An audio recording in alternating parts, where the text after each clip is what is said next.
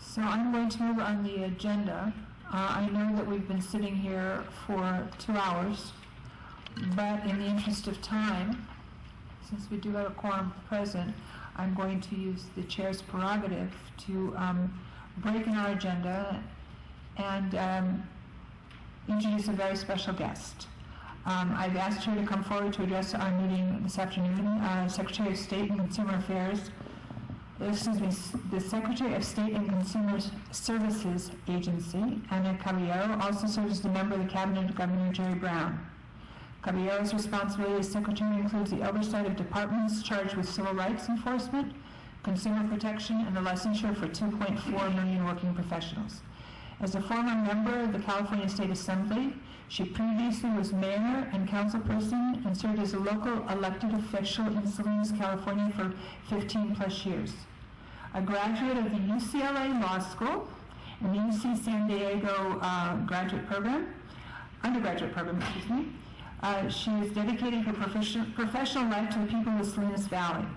She first put her legal acumen to work representing farm workers as an attorney for California Rural Legal Assistance, dedicated to representing working families at a price that they could afford. She, along with 2 colleagues, formed a law firm that has received much mention and many accolades in its 25-year history. Born to a family of copper miners from Arizona, Caballero has dedicated her working life to empowering working families and to create opportunities for them and their children to be successful.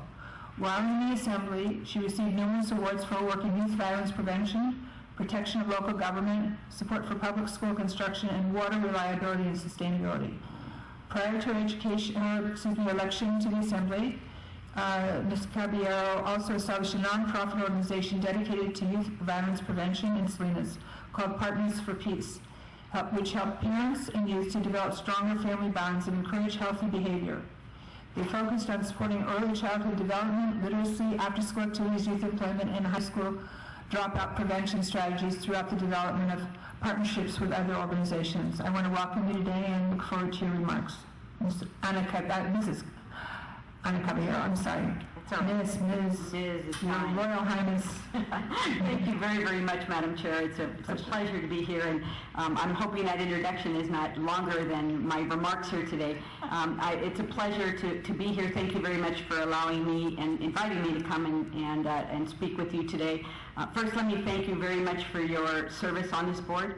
It's really important work that you do, and I know you appreciate that, but it's my opinion that you need to be lauded and applauded and thanked very, very much. You not only lift up the profession with the work that you do by making sure that those that are practicing the profession are the best and that they follow the rules, but also you protect the public, and that's very, very important as well. And I think it's one of those shining moments for California that we have such a strong consumer protection agency, and you're part of that, so thank you very much for your service. I thought what I would do today, you heard a little bit about me, but I thought what I'd do is to give you greetings on behalf of the governor. I serve on his cabinet, and I'm honored to do that. But more importantly, I really believe in what this governor is trying to do, which is to really right the ship in regards to our fiscal responsibility, and also to chart a course for where California is going to go in the future. And I think in my opinion, he's doing an admirable job of that, despite some really, really difficult challenges. So let me start off by saying that I know that that you're an independent organization, and that that in that regard, you make the rules and you also do the discipline, and I want to be an ally for you to the governor's office. I recognize your independence, and I salute that, but I think we have an opportunity to work together. Having said that, I think there were some policies from the past administration that have really hampered your efforts. The furlough and the freezes of the positions, or the freezing of positions, has really, I think, devastated the Consumer Affairs Department. And so my first charge coming on as secretary has been to to encourage the boards to do freeze exemptions so that we can start staffing up and doing the job that you were asked to do as a board member. So far, we've had a very, very high success rate in getting those freeze exemptions approved. And I want to continue to do that. I want to continue to look at ways to be able to get you staffed up. Part of that is related to the budget, and let me just say that I recognize that you're funded separately. You do not receive any general fund money. There's two pieces of the organization. One, the Franchise Tax Board, which brings in money. They were furloughed and had frozen positions as well. It made absolutely no sense. We lost the opportunity to bring in money that we needed to bring in. And your boards, I recognize it's bad management if you ask me. What is happening? So there's two things I wanted to talk about. One was to talk about staffing up and helping you meet your mission, but the other part is the budget, and I thought I'd give you the latest update on what's happening. As you know, the governor proposed extensions of taxes that were increased 2 years ago. That would have provided an opportunity to start repaying special funds and debt obligations that the state has. Special funds are owed money. And if we can get the revenue in, then we can start paying that back. Our balance sheet looks better, and our credit rating is stronger. Unfortunately, the governor was not able to get a 2/3 vote in order to do that. And so in order to balance the budget, what was done is among a number of things, one of which was to reduce state services. So there have been reductions, fairly significant, I would say.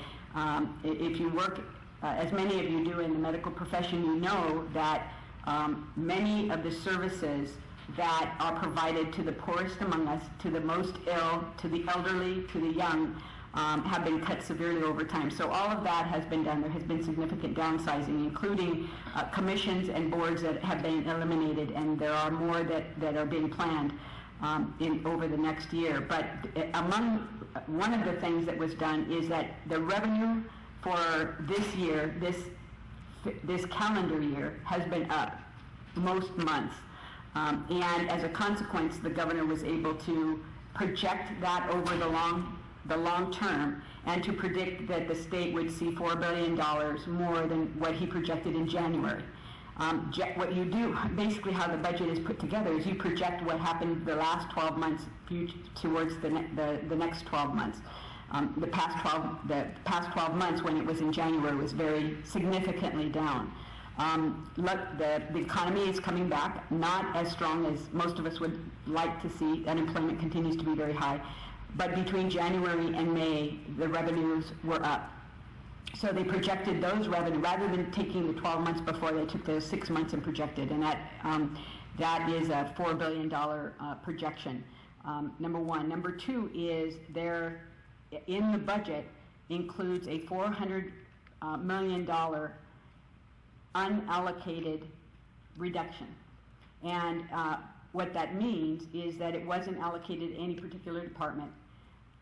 Now what finance is doing is going through and allocating that $400 million. And so all of the departments will see reductions. I had asked prior to right around the May revise, actually it was before the May revise, I had asked all of the departments to come to me with a plan to reduce 5%. It was a number I picked out of the air. It was an attempt to get a sense of what departments have made cuts and what departments could make more cuts, and what would it look like if they made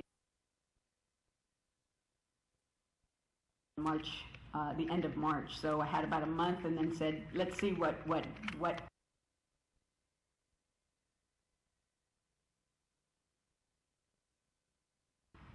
the agency, which is SCSA agency, is somewhere in the neighborhood of about $2 million. It's not 5% of the total of all the budget, so it will be significantly less. And frankly, it won't end up affecting any of the boards. It'll affect the department, and so they'll have to flatten the organization, and that's what we've been talking about doing in any case. Given that there have been hiring freezes for the past month, and probably for at least another month, that will probably take care of some of the unallocated reduction. My point in all of this is that I had asked for the departments to prepare a a plan for 5%, so it would give me an idea of where we need to go. I'm going to ask them to finish that plan because we have $4 billion in revenue that has been projected. If it doesn't come in, then we're going to be back at the table in December looking at cuts. And I want to have a plan for where I'd like to see those cuts happen in a way that does not affect the public, that does not affect our services, and where we can get some economies by, and we're doing a number of things, moving into smaller spaces. You've heard the governor's executive orders in regards to vehicles, phones, the ability to store or bring vehicles home. All of those things are being taken very, very seriously, and we're working through trying to figure out how do we still get the job done. And you know, you have investigators out there. They need BlackBerries. They need access to the internet. They need cars. We want to continue doing the work that needs to get done, but we also want to be a little bit more efficient on how we do it. And so we're working on it. The budget for this year is we're going to be looking at it, scrutinizing it very, very carefully, because we want to make sure we're doing the right things and we're not cutting our nose off to spite our face, if you will.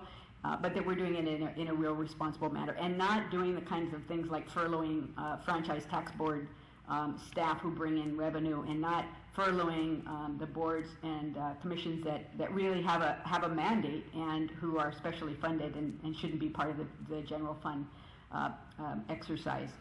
So those are my two main messages here today. I see, consider me an ally, your voice in the governor's office. A footnote to add to the budget discussion is that what the governor intends once the unallocated reductions get identified. So what happens is finance has given us our number. We have to come with a plan and we have to show them how it's going to work. It's going to be tracked on a monthly basis. And once that's done, the freeze exemptions will end. And so people will be expected to live within their budgets. And that means that it'll be a lot smoother process to be able to do the hiring that we need to do to fill the positions that will provide an opportunity for work to get done. So that's a real incentive, but I do add as another footnote that we do have that $4 billion. It's a hope and a prayer, I guess is the best way to say it. I want to believe that the economy's turning around. It looks, I mean, I travel. I can't believe all of the airports are full. People are buying things, people are at the stores, and so I think that while the economy is moving in the right direction, we're not out of the woods yet, and so we've just got to, we're going to be watching very, very closely the budgets. So that's pretty much my report to you here today. I'm prepared to answer any questions that you may have if I can. Okay, do I have any questions directly? Dr. Salmonson? Or just thank you for really that analysis of you know, how you see that we should be a separate kind of entity in terms of we're get our fees through license fees from physicians. And I just have to compliment, if I may, the board staff as a consumer licensee. And I remember when I was a resident, and we were just left to figure it out in terms of how to get the license. And I'm almost a little jealous of the current residents who have the benefit of, or at least had the benefit of Kevin and the outreach program. And I just think it's genius. And then also Kurt, and to me they're magicians, to get these timetables down. And we were just told there was a 19% vacancy rate. And they did it without overtime. And I just have to personally say I've never had such a fast personal license renewal, and I'm sure it's not because I'm a board member, because that wouldn't have shown up on the computer, but it was wonderful. And I just want to thank the board, and I'm only just their cheerleader. I haven't really been a part of that at all, but as a consumer, I just want to thank them. And frankly, a little bit of a skeptic of could it happen, and it did. And I just want to salute them and want you to know how impressed I am with them. I want to thank you for your report. It's cautious optimism that I'm hearing from you, but I want you to be well aware that we're very focused on what needs to happen. We're also very focused on making sure that we have the best work product possible, but it's getting down to the point that we are dealing with, it's not going to work anymore. We're losing staff, and we're losing opportunity. And in order for us to not go back to where we were a couple of years ago, where we were on the front pages of newspapers with the timelines and the enforcement timelines as well as the licensing timelines, we need some help and support. So to that, this board knows that we met with you and you were very generous with your time, and again, I thank you for coming again today. If you have any updates on, let's say, transportation allowances, money that we have in our budget, that's number one. So updates on not so much freeze waivers, because we understand that's working, but things like transportation and travel. That's number one, updates on that. If you have updates on, as they come forward, if you would let us know in a timely fashion. The reductions that you're asking for, the 5% on a specially funded entity, is it a permanent 5%? Or is it just for this period of time until we regain our confidence level in ourselves in California? Well, the concept behind the 5% was not knowing what was going to happen with the budget. It was my direction to give me an idea of what the plan would be if in the event that the budget didn't get passed and we were going to end up with that kind of a hit. Right now it's an exercise because we have a budget, and the way that the budget is supposed to work is once we present the information to finance and they approve the unallocated portion, and now it gets allocated. The understanding is travel and the freeze issues will change, but I have to tell you, those are executive orders. So until the executive officer gives us different orders, we'll continue to follow those. The purpose, which is to make sure that you have the money to operate in terms of the travel, and the travel is in-state travel comes through the agency. Out-of-state travel has to be approved by the governor, and the reason for that, I mean, I really. We're only really, to be honest with you, I don't mean to cut you off, we're only talking about in-state. We're not sending anybody up to New York. Yeah. Okay? Well, or Mardi Gras. We're not going there. And so let me just, give you a couple of my preferences. One is what the state has been embarrassed in the past by trips that organizations, maybe commissions, maybe boards took, and the amount they spent on items. And that translates into the feeling among the public that we just don't understand that times are tough.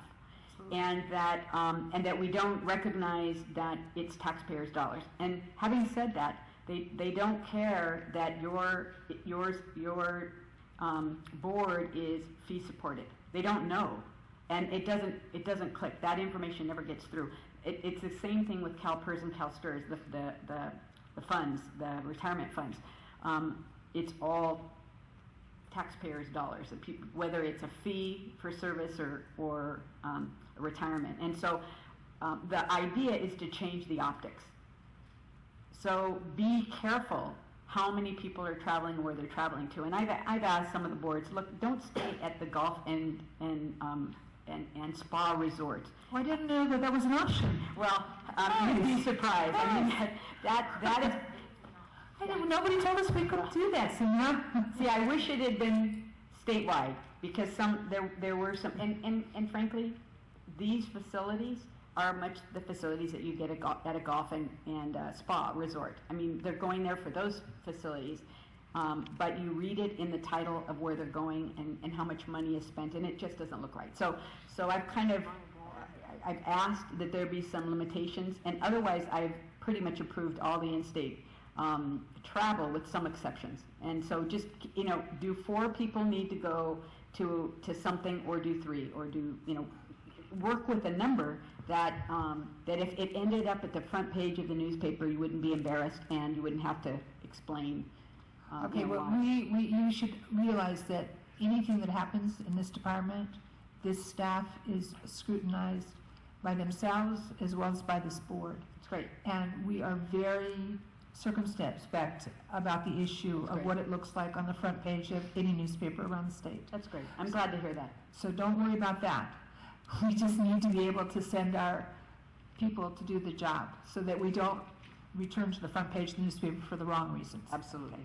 Absolutely. So, Madam Chair? yes. Yeah, I want to iterate, it's not board members that are doing the traveling. We were, this is specific to staff, and it's very disconcerting that I think we had a board meeting and staff was limited who could come primarily because of the travel freeze. So it is not board members. Our only travel is to a board meeting.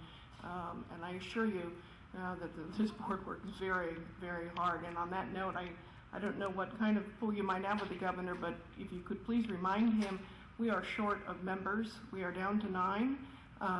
Some of the appointments are just sitting out there. Right. And what happens then is the caseload for each of the panels has gone up tremendously, and that's another thing the public doesn't understand, that that the function of this board is not just to come to meetings. We spend a lot of time online reviewing proposed discipline, and we have to make votes on that. So if we're short of people, then that means we just More work. And slower decisions because of the volume, and then it backs up with staff, and the cycle continues. So, as a regulatory body, in the sense that we, do have to meet out discipline and licensing decisions on a really tight line for the providers, we need assistance on that. We really do. And then the Operation Safe Medicine program too, that was just totally abandoned by the previous administration. We've got numerous problems throughout the state of California, and again, as an enforcement agency, I would hope that would be a top priority of our former Attorney General, knowing that this is really a problem, and we need to be able to have staff that can get out there and enforce.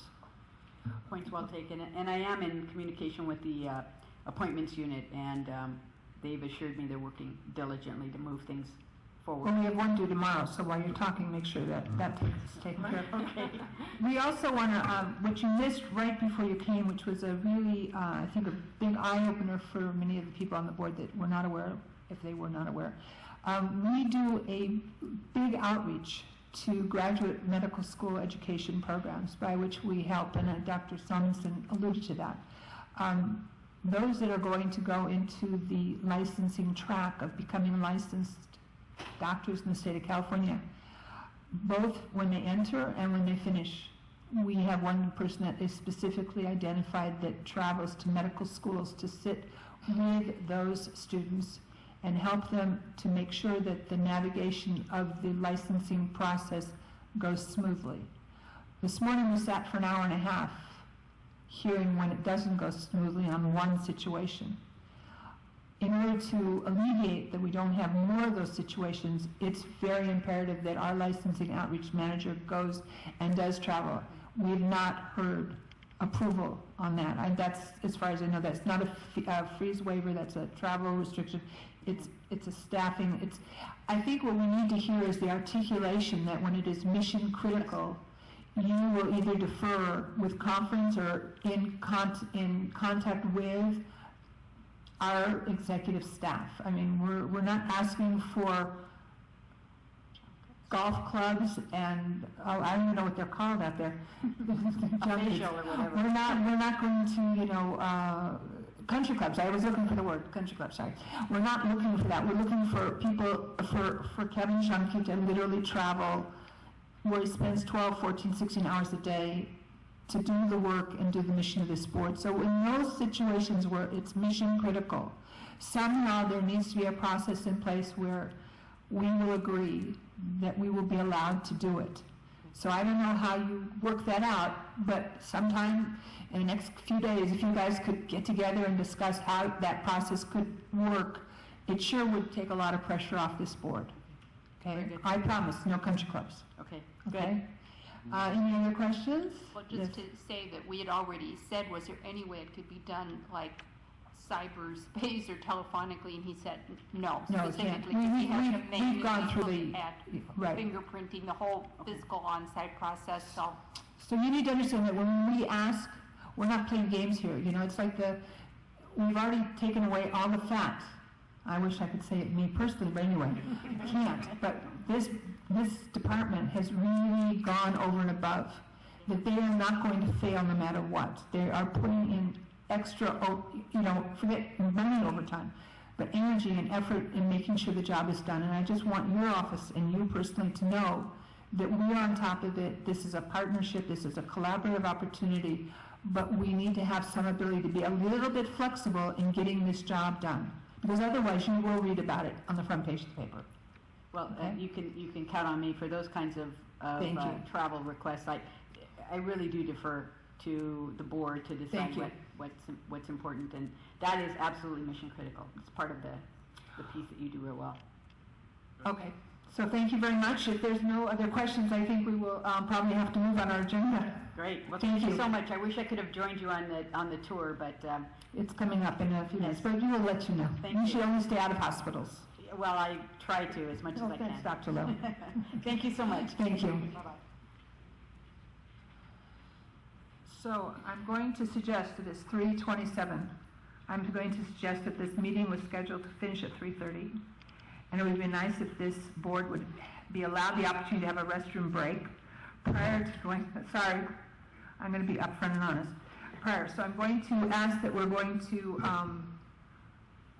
put over agenda number 7, our enforcement. Ms. Threadgill, if you wouldn't mind waiting till tomorrow, and then we'll continue on the agenda 7 through 13 tomorrow. We won't.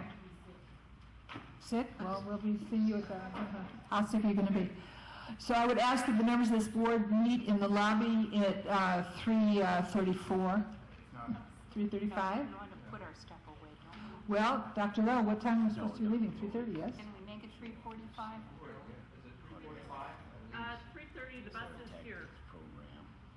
Okay, so let's, and as soon as possible, if we can all assemble in the lobby, the board members will be going, and then we'll be reconvening here in this room tomorrow morning at 9 o'clock sharp. And mind, there's one special committee at 8:30 in the morning. Dr. Simonson, you won't forget, right? Nope. Thank you. There's no point in take this thunder.